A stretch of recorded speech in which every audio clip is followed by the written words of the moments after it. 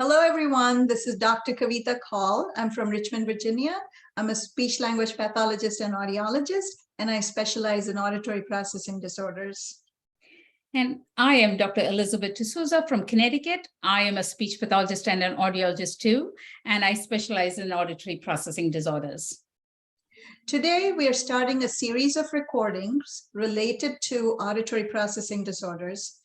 Our goal is to bridge the past to the future by talking about relevant information in these articles published from the previous years, and also talking about our own experiences that corroborate these findings. Yes, this is the first of the series. The article that we've chosen for today is from the SSW newsletter. It's volume 1, number 2, 1979.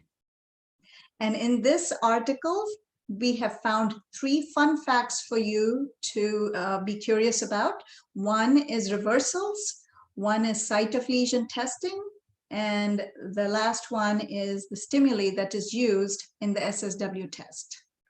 Yes, talking about reversals, in this article, the article correlates the reversals that we find in the auditory skills on the SSW test with motor and spatial reversals.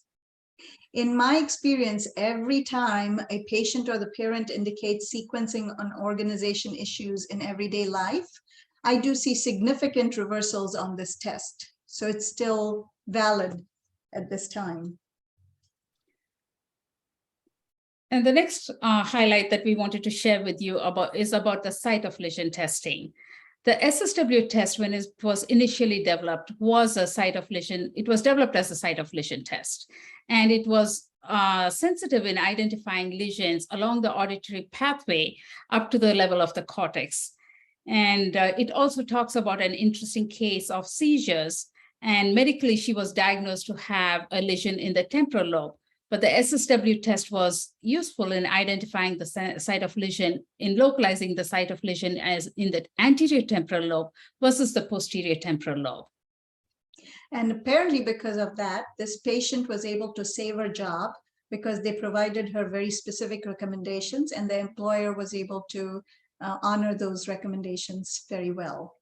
And also want to talk about a patient I had seen recently. He had traumatic brain injury, and I did the site of lesion calculation on this test after giving the SSW test.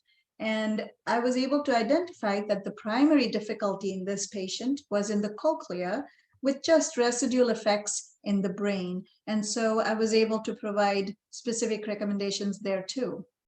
Yes, that's really important for us as clinicians when we are able to use the diagnostic information to point us towards the kind of intervention. It's really helpful. The next aspect that we wanted to talk about was the nature of the stimuli. Frequently, we get asked about the relevance of the spondees in the SSW test.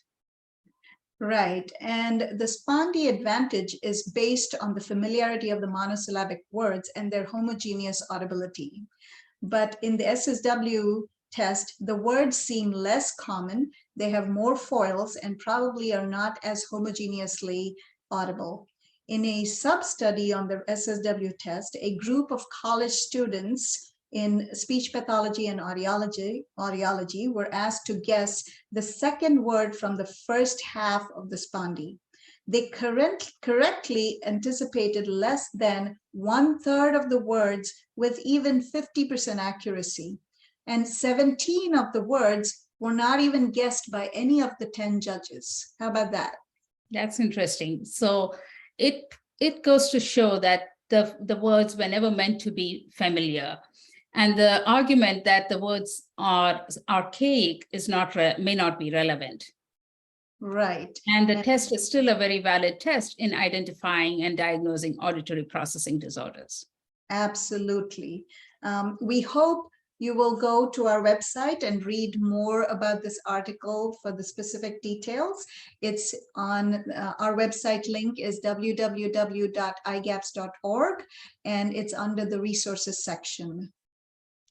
We look forward to seeing you on this forum again. We will be sharing more articles in this manner. Thank you very much. Yes. Thank you very much. Bye.